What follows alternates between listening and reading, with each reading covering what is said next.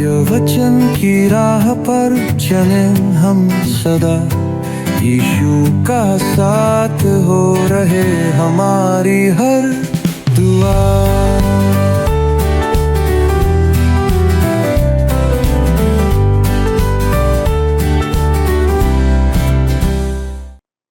प्रिय दर्शकों, मैं आपका इस क्रमबद्ध बाइबल अध्ययन कार्यक्रम सत्य वचन में हार्दिक स्वागत करती हूँ। जैसा कि आप सब जानते हैं, इन दिनों हम जकरिया नबी की पुस्तक से अध्ययन कर रहे हैं। आज हम जकरिया 10:2 से 4 पद पर विचार करेंगे, जहां परमेश्वर स्पष्ट रूप से चेतावनी देते हैं कि हमें झूठे देवता, झूठे भविष्यवक्ता और झूठे स्वप्नदर्शियों से दूर रहना चाहिए। ये गृह देवता या तेरा फिल्म और भविष्यवक्ता झूठी आशाएं देते हैं, जिससे लोग भेड़ की तरह भटकते हैं और नेत्रहीन रह जाते हैं। तो आइए हम आज के अध्ययन को परमेश्वर के दास के द्वारा गहराई से समझने की कोशिश करते हैं, लेकिन इससे पहले कि वचन सुनते हैं मधुर गीत। प्रिय दर्शकों, आप सभी को प्रेम भरा नमस्कार। आशा है आप सभी परमेश्वर के अनुग्रह से सुरक्षित हैं तथा जकरिया की पुस्तक का मनन करने के लिए तैयार बैठे हैं। पिछले अध्ययन में हम देख रहे थे कि परमेश्वर के वचन में बारिश या वर्षा का संबंध आत्मिक और भौतिक दोनों आशीषों से है। अब हम आते हैं अगले विषय पर, जिसका शीर्षक है इस्राएल के छल का दंड। दोस्तों, अध्याय 10 के दूसरे पद से हम पुनः न्याय और दंड के विषय पर वापस आ जाते हैं। यद्यपि परमेश्वर उन्हें शक्तिशाली बनाने और उन्हें प्रभु राज में लाने की चर्चा तो करता है, परंतु उनमें कुछ बुराइयां भी हैं। वह इस्राएल की भूल पर उंगली उठाता है क्योंकि वे प्रतिमा आराधना में लिप्त थे। तो आइए हम पढ़ते हैं जकरिया 10वें अध्याय का पद 2। लिखा है, क्योंकि गृह देवता अनर्थ बात कहते और भावी कहने वाले झूठा दर्शन देखते और झूठे स्वप्न सुनाते और व्यर्थ शांति देते हैं, इस कारण लोग भेड़ बकरियों के समान भटक गए और चरवाहे ना होने के कारण दुर्दशा में पड़े हैं। दोस्तों, लिखा है क्योंकि गृह देवता अनर्थ बात कहते हैं। प्रतिमा के लिए जो शब्द उपयोग किया गया है वह है टेराफीम। वे घरेलू छोटे देवता होते थे जिनका उल्लेख पवित्र शास्त्र में अन्य स्थानों पर भी किया गया है। डॉक्टर मोरिल एफ एंगर इब्रानी भाषा के ज्ञाता हैं, जिन्होंने दुष्टात्माओं पर कई किताबें लिखी हैं। वे आधुनिक पुरातत्व में टेराफीम की प्रकृति के बारे में कुछ विशेष बातों को उजागर करते हैं और कहते हैं, नीनवे के निकट एक प्राचीन स्थल है जिसे नुजू कहा जाता है। उस स्थान पर 1925 और 1941 में खुदाई की गई। उस स्थान पर उन्हें ऐसी पट्टियां मिली जो उन रीति रिवाजों को दर्शाती हैं जो पितरों अर्थात अब्राहम के समय तक चली जाती हैं। दोस्तों, आपको याद होगा कि याकूब का अपने मामा लाबान से विवाद हुआ और वह अपनी दोनों पत्नियों अर्थात लिया और राहेल को साथ लेकर वहां से चल पड़ा। जब वे रवाना हो रहे थे तब राहेल ने अपने पिता लाबान के घर से टेराफीम लेकर उन्हें छिपा कर रख दिया था। नुजू के प्रमाणों से यह प्रकट होता है कि ये गृह देवता पारिवारिक अधिकार के भी प्रतीक थे, अर्थात जिसके पास वे गृह देवता होते थे उसे परिवार में अधिकार प्राप्त होता था। अतः राहेल द्वारा एक गृह देवता चुरा कर ले आने का अर्थ था कि वह अपने पिता का पारिवारिक अधिकार अपने पति के घर ले आई थी। अतः यह चोरी एक गंभीर बात थी और यही कारण था कि लाबान इस बात पर अत्यधिक क्रोधित हुआ था। वह याकूब को अपनी संपत्ति का कोई भी भाग देना नहीं चाहता था। उसके विचार में याकूब को आवश्यकता से अधिक मिल चुका था। धोखे का दूसरा माध्यम भविष्यवक्ताओं के द्वारा उपयोग किया गया था और यह पद हमें यही बात को दर्शाता है। भावी कहने वाले झूठे दर्शन देखते थे। दोस्तों, यह झूठ की कल्पना वे करते थे। भावी कहना तंत्र मंत्र की बात को प्रकट करता है। वे बाइबल के भविष्यवक्ताओं के समान भविष्यवाणी करते थे, परंतु वह एक भ्रमजाल और उसकी नकल हुआ करती थी। शैतान सदा ही बाइबल की बातों की नकल करते आता है। संसार में आज जितने भी सिद्धि, तंत्र मंत्र, शैतान की आराधना के गढ़ हैं, वे बाइबल की ही नकल करते हैं। यह शैतान का एक धोखा देने का तरीका है। इब्रानी भाषा में भावी के लिए जो शब्द उपयोग किया गया है, उसका अर्थ निकलता है किसी चीज को काटना या उसे विभाजित करना। वे एक पशु को काटकर 2 भाग करते थे और उसके कलेजे को निहारते थे। कलेजे को जीवन माना जाता था और कलेजे का आकार उन्हें भावी घटनाओं का रूप दिखाता था। मित्रों, भावी कहने की यह पुरातन विधि हिपाटोस्कोपी कहलाती है। यह उच्चारण में किसी चिकित्सीय शब्द के समान प्रतीत होती है, लगती है, जो आपके पित्ताशय या कलेजे से संबंध रखता है। कलेजे या यकृत को मनुष्य के जीवन का आधार या केंद्र माना जाता था और उसका आकार उन्हें भविष्य में होने वाली घटनाओं का संकेत देता था। यही कारण था कि वे इसके द्वारा से तंत्र मंत्र, भूत सिद्धि किया करते थे। यहेजकेल 21 अध्याय के 21 पद में हमें इसका उल्लेख पढ़ने को मिलता है। लिखा है, क्योंकि बेबीलोन का राजा तिरमुहाने अर्थात दोनों मार्गों से निकलने के स्थान पर भावी बूझने को खड़ा हुआ। उसने तीरों को हिला दिया और गृह देवताओं से प्रश्न किया और कलेजे को भी देखा। दोस्तों, बेबीलोन, पलिश्ती आदि सब देशों में भावी कहने वाले लोग या भूत सिद्धि करने वाले, भविष्य की बातें बताने वाले लोग थे। बिलाम एक भावी कहने वाला व्यक्ति था। पलिश्तियों के पास भावी कहने वाले लोग थे और इस्राएल के झूठे भविष्यवक्ता उनके तरीके अपनाया करते थे। अब परमेश्वर जकरिया के माध्यम से कहता है कि भावी कहने वाले झूठा दर्शन देखते हैं। दोस्तों, यह शैतान से प्रेरित होता था और उन्हें परमेश्वर से कोई दर्शन प्राप्त नहीं होता था। वे शैतान से सुन करके वे इस भविष्यवाणी को करते थे। परमेश्वर ने इस्राएल को भावी कहने के लिए मना किया था, क्योंकि यह शैतानी ज्ञान था। एक के बाद एक सभी भविष्यवक्ताओं ने इसे उपयोग न करने के लिए इस्राएल के लोगों को चिताया था। आज कलीसिया में दुष्टात्माओं पर बहुत कुछ सुनने को हमें मिलता है। आज इस विषय पर अध्ययन की हमें आवश्यकता भी है, पर हमें इससे अधिक आज प्रभु यीशु पर अध्ययन और मनन करने की आवश्यकता है। दोस्तों, यह सच है कि आज हमारे समकालीन समाज में दुष्टात्मावाद की बहुत बातें हो रही हैं। लोग दुष्टात्माओं पर विश्वास कर रहे हैं, उसके पास वो भावी पूछने को, भविष्य जानने को जा रहे हैं। लेकिन हमें अपना ध्यान शैतान के बजाय प्रभु यीशु मसीह पर और अधिक केंद्रित करने की आवश्यकता है। मेरा मानना है दोस्तों कि जहाँ जहाँ परमेश्वर का वचन प्रसारित किया जाता है, शैतान वहाँ वहाँ कार्य करने में व्यस्त हो जाता है। आपके जीवन में भी ये संभव है। मुझे ऐसा भी लगता है दोस्तों कि हमारी सेवा के दौरान आने वाली शारीरिक समस्याएं परमेश्वर की अनुमति के द्वारा ही शैतान के माध्यम से लोगों के जीवन में आती है। यह निश्चित है कि शैतान परमेश्वर के वचन की शिक्षा को रोकना चाहता है, जो उसकी प्राथमिकता है। इसमें कोई आश्चर्य की बात नहीं कि हमारे बहुत से बाइबल अध्ययन करने वाली कलीसियाएं घमंड के मार्ग पर चल पड़ी हैं और भीड़ आकर्षित करने के लिए वे वचन से हटकर कुछ और कार्यक्रम प्रस्तुत कर रहे हैं।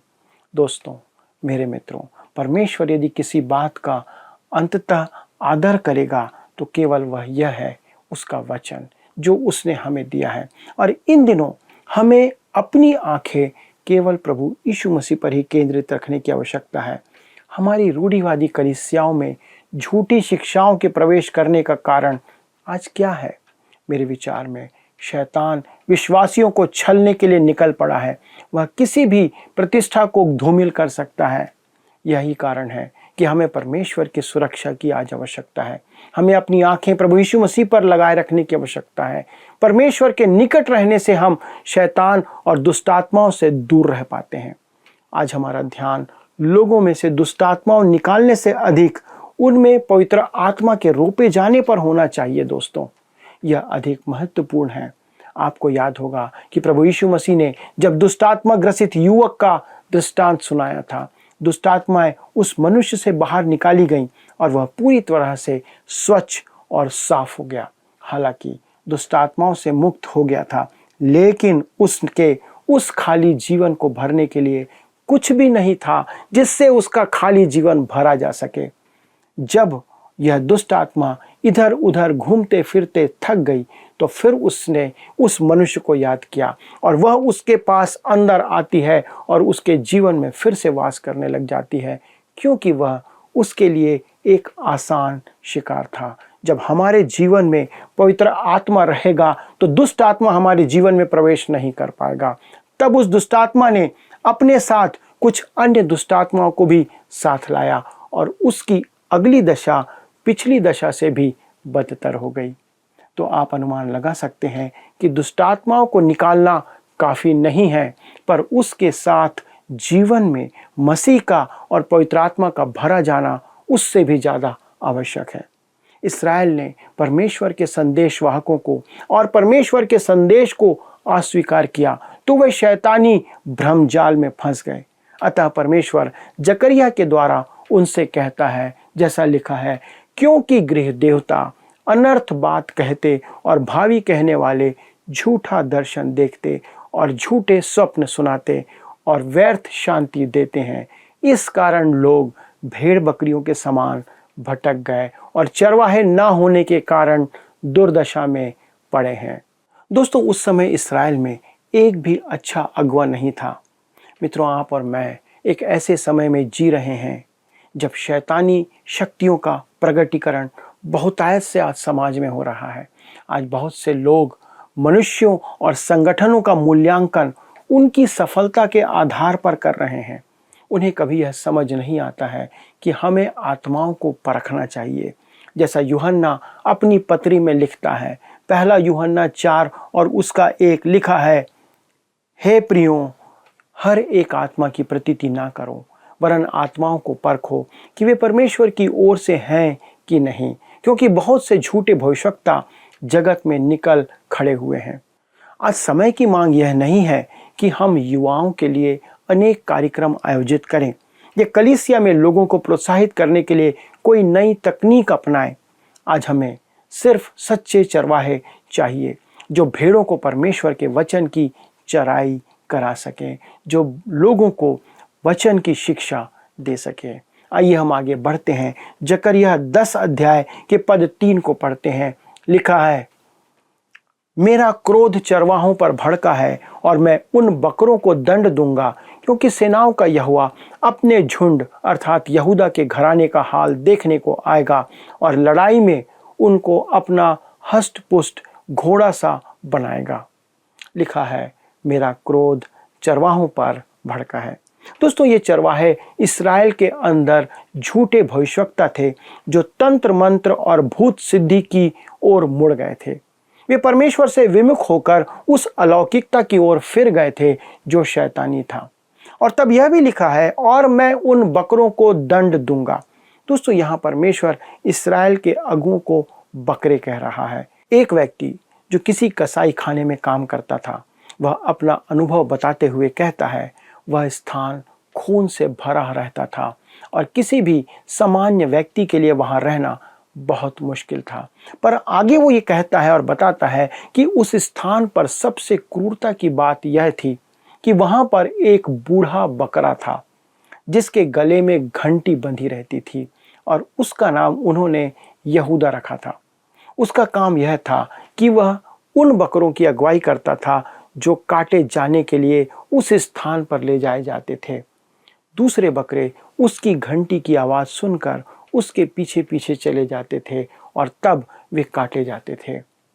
अब जब परमेश्वर कहता है, मैं उन बकरों को दंड दूंगा, तो वह इस्राएल के अगुओं के संदर्भ में कह रहा है। दोस्तों, उनकी जिम्मेदारी थी कि वे लोगों को परमेश्वर का वचन सुनाते हुए उस स्थान पर उनकी अगुवाई करते जहां परमेश्वर के साथ उनका संबंध शांति का बन जाता और वे परमेश्वर के साथ शांति में रहते। वे परमेश्वर के वचन के द्वारा अपने हृदयों में शांति पाते। इसके विपरीत वे झूठे भविष्यवक्ता थे जो लोगों को झूठी तसल्ली दे रहे थे तथा उन्हें परमेश्वर से दूर जाने में अगुवाई कर रहे थे। परमेश्वर उनके बारे में कहता है कि वह उन लोगों से क्रोधित है। और तब आगे हमने पढ़ा, लिखा है, क्योंकि सेनाओं का यहोवा अपने झुंड अर्थात यहूदा के घराने का हाल देखने को आएगा और लड़ाई में उनको अपना हष्ट पुष्ट घोड़ा सा बनाएगा। दोस्तों, आप देख सकते हैं कि परमेश्वर उन्हें उनके शत्रुओं के विरुद्ध सशक्त बना रहा था या बनाना चाहता था। अब हम आते हैं अगले शीर्षक पर, जो आने वाले मसीहा की भविष्यवाणी करता है। अब आप देख सकते हैं कि जकरिया आने वाले भविष्य की ओर निहारते हुए आने वाले मसीह के बारे में बात करता है, जो कि अगले पद से हमें प्रकट होता है।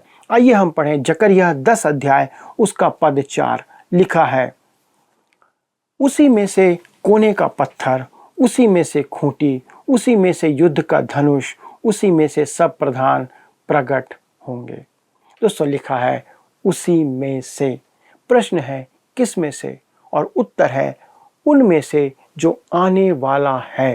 दोस्तों, यहाँ पर भविष्य सूचक वाक्य का प्रयोग किया गया है, जिसका अर्थ है उसी में के कोने का पत्थर या सिरे का पत्थर उसमें से निकाला जाएगा। जैसा कि आप जानते हैं, कोने का पत्थर उन दो इमारतों या दीवारों के बीच 90 अंश के कोण में लगाया जाता था, 90 डिग्री पर लगाया जाता था, जिस स्थान पर वे दोनों दीवारें मिलती थी।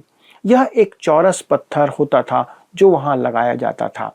यह हमारे प्रभु यीशु मसीह की एक अद्भुत तस्वीर है जो यहाँ पर प्रस्तुत की गई है। यह प्रभु यीशु मसीह को कोने के पत्थर के रूप में दर्शाने वाली एक अद्भुत तस्वीर और पद है, क्योंकि आप देख सकते हैं कि वहाँ एक दीवार यहूदा की है और दूसरी दीवार 10 गोत्रों की है। यहाँ हमारे लिए यही संदेश है कि मसीह यीशु उनमें एकजुट करने और उन्हें स्थायी रूप से वापस एक स्थान में लाने के लिए कोने का या सिरे का पत्थर होगा।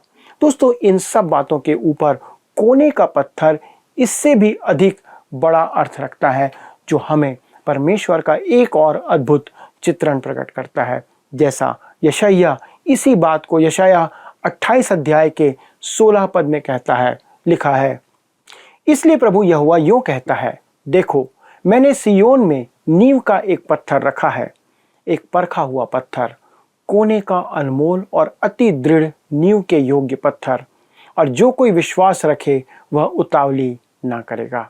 पतरस अपनी पत्रियों में इस बात को लिखते हुए स्पष्ट करता है कि वह कोने का पत्थर केवल प्रभु यीशु मसीह है।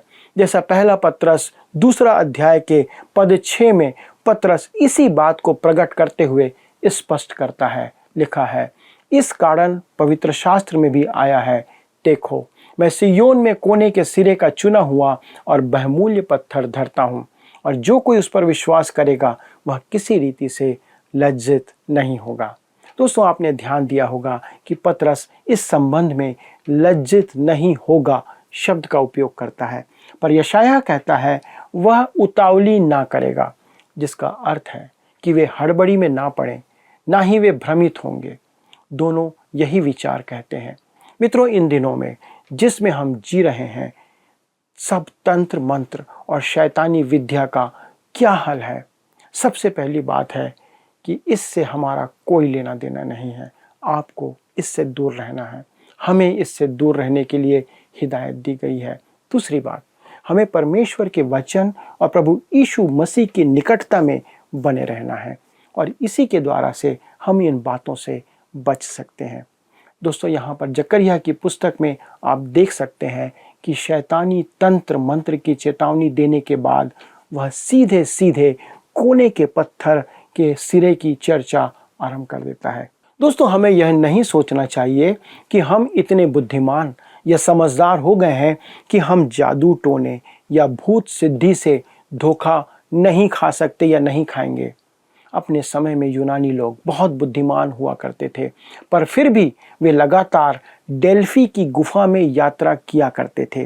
दोस्तों, डेल्फी की उस गुफा में पत्तियों के उड़ने के द्वारा जो उनके पुजारी होते थे, वे भविष्य की बातों को जानने का प्रयास करते थे, और ये एक प्रकार से भूत सिद्धि थी। और हो सकता है कि आपको लगे कि वे सिर्फ अंधविश्वास का पालन कर रहे थे, पर मेरा मानना है कि शैतान इसका उपयोग यूनानी साम्राज्य को निर्देशित करने के लिए कर रहा था।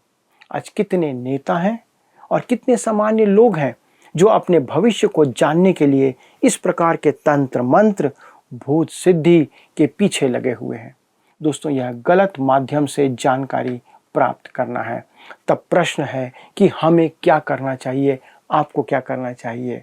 दोस्तों, हमें प्रभु यीशु मसीह की ओर फिर जाना चाहिए। प्रभु यीशु मसीह ही कोने का पत्थर है, वही हमारी नींव है जिस पर हम अपने जीवन की आधारशिला नींव को बना सकते हैं।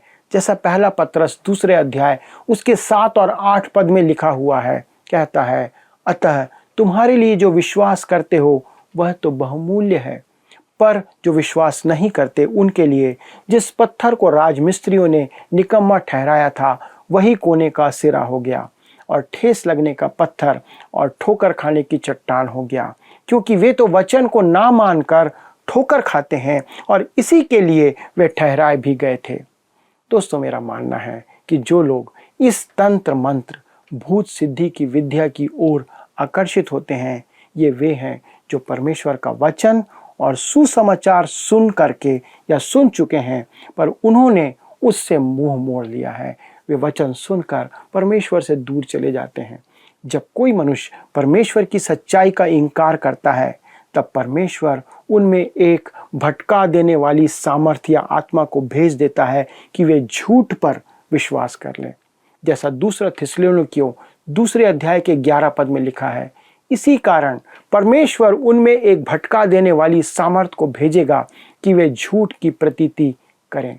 दोस्तों, यह सिद्धांत आज भी काम करता है। यही कारण है प्रभु यीशु मसीह ने मत्ती 21 अध्याय के 44 में स्वयं को पत्थर कहकर सुनने वालों को चौंका दिया था और कहता है, जो इस पत्थर पर गिरेगा वह चकनाचूर हो जाएगा और जिस पत्थर पर वह गिरेगा वह उसको पीस डालेगा। आपका भविष्य इस पत्थर के साथ आपके संबंध पर निर्भर करता है। याद रखिए दोस्तों, आपका भविष्य इस पत्थर प्रभु यीशु मसीह के साथ आपके संबंध पर निर्भर करता है। दोस्तों, या तो आप उस पर गिरें या वह आप पर गिरे। दोस्तों, या तो आप उसके पास अपने पापी स्वभाव में आ जाएं और उस पर भरोसा करें, उस पर निर्भर करें और अपने अहम को चूर चूर होने दें, या फिर आप उसको अस्वीकार कर दें, आप उसका इनकार कर दें। ऐसे में वह आप पर गिरेगा, अर्थात वह आपको दंड देगा और आप पीस दिए जाएंगे। दानियल ने अध्याय 2 में अन्य जातियों के राज्य के अंत का दर्शन देखा था। एक पत्थर जो बिना हाथों के काटे लाया गया था, अर्थात प्रभु यीशु मसीह, पृथ्वी पर अर्थात परमेश्वर के विरोधियों पर वह आकर के उन्हें चकनाचूर करेगा। प्रभु यीशु ऐसा ही पत्थर है जो आने वाला है। जकरिया उसे ना केवल कोने का पत्थर पर उसे खूंटी भी कहता है। दोस्तों, एक खूंटी वह होती है जिससे तंबू को सहारा देकर खड़ा किया जाता है। जैसा कि इस्राएली जंगल में तंबू लगाया करते थे और वह आंधी और हवा में भी स्थिर रहता था, उसी प्रकार यह भी मसीह का चित्रण है जो हमें और हमारे तंबू को थामे रखता है, हमारे आत्मिक और सांसारिक जीवन को स्थिरता प्रदान करता है। जकरिया प्रभु यीशु मसीह को कोने का पत्थर कहता है, खूंटी कहता है और कहता है कि वह युद्ध का धनुष है। इसका अर्थ है कि वह एक योद्धा है और वह विजेता है। वह पृथ्वी पर से अधर्म का सर्वनाश करने आएगा और स्वर्ग की सेना उसके साथ होगी। वह हर एक उत्पीड़क का अंत करेगा। वह उन सब धार्मिक और राजनैतिक अगुओं को नाश करेगा जिन्हें वह बकरा कहता है, क्योंकि उनकी शिक्षाएं पथभ्रष्ट करती है। मित्रों, आइए हम उसी पत्थर और उसी खूंटी पर अपने जीवन का आधार बनाकर रखें। आइए प्रार्थना करें। स्वर्गीय पिता, हम धन्यवाद देते हैं कि आपका वचन स्पष्ट करता है कि एक ही आधार है, एक ही नींव है, एक ही खूंटी है जिस पर हम भरोसा रख सकते हैं, और वो है प्रभु यीशु मसीह। आपका वचन बहुत स्पष्ट रीति से ये प्रकट करता है। अनुग्रह करना पिता कि हम आज ही उस पर गिरें, उसके भरोसे में चले जाएं, उस पर आश्रित हो जाएं, ताकि हमारा जीवन अनंत काल के लिए प्रभु यीशु मसीह में सुरक्षित किया जाए। सारी बातों में पिता धन्यवाद देते हुए विनती प्रभु यीशु क्रिस्ट के नाम से मांगते हैं, आमीन। आइए अब हम प्रश्नों को देखें। पिछले प्रश्न का उत्तर है बी, विजय प्रस्थान। यीशु का खजूर पर्व के दिन यरूशलेम में प्रवेश करना विजय प्रस्थान था। आज के अध्ययन पर आधारित प्रश्न है, राहेल अपने पिता लाबान के घर से जिस गृह देवता को चुरा कर लाई थी, इसका अर्थ क्या है? ए, काटना या विभाजित करना, बी, टेराफिम, सी, पारिवारिक अधिकार, डी, अपनी संपत्ति। मित्रों, इस प्रश्न का उत्तर हमें कल सुबह 6 बजे से पहले विकल्प ए, बी, सी या डी के साथ अपना नाम, पता, स्थान के साथ 9651433397 पर SMS या व्हाट्सएप करें। मित्रों, आज के अध्ययन में हमने जकरिया 10:2 से 4 से 3 महत्वपूर्ण बातों को सीखा है। पहली, झूठी शक्ति से विमुक्ति। हमें किसी मनगढ़ंत शक्ति के बजाय सच्चे परमेश्वर में विश्वास करना चाहिए, क्योंकि झूठे दिशा निर्देश हमें उजाड़ते हैं। दूसरा, परमेश्वर का अधिकार। झूठे चरवाहों पर प्रभु का क्रोध प्रकट होता है, लेकिन उसी प्रभु से सही नेतृत्व और न्याय मिलेगा। और तीसरी बात, शक्ति एवं एकता की प्राप्ति। परमेश्वर की ओर से सच्चे अगुओं के रूप में कोने का पत्थर, खूंटी, युद्ध धनुष निकालेंगे जो हमारे समुदाय को मजबूत बनाएंगे। दर्शकों, झूठी धार्मिकता और अंधविश्वास से दूर होकर परमेश्वर के सच्चे राज्य में आइए। वो हमारा आधार है, शक्ति है और रक्षक है।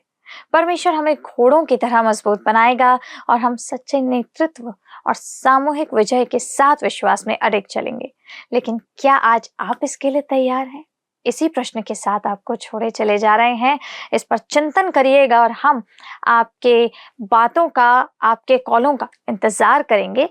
अगर आप इस अध्ययन को दोबारा देखना चाहते हैं, हमारे YouTube चैनल पर जाइए, वर्ड रिसाउंड्स हिंदी में आप इसे पुनः देख सकते हैं। और अगर इस भाग के द्वारा आपके पास कोई प्रश्न है या अगर कोई प्रार्थना निवेदन है या कोई जानकारी है, तो आप दिए गए नंबर पर संपर्क करिए। नंबर आपकी स्क्रीन पर है 9651433397। हमारे परामर्शदाता आपकी कॉल की प्रतीक्षा कर रहे हैं। प्रभु आपके साथ रहे। क्या आपको यह कार्यक्रम पसंद आया? अभी हमें एक मिस कॉल करें और आप अगले विजेता हो सकते हैं।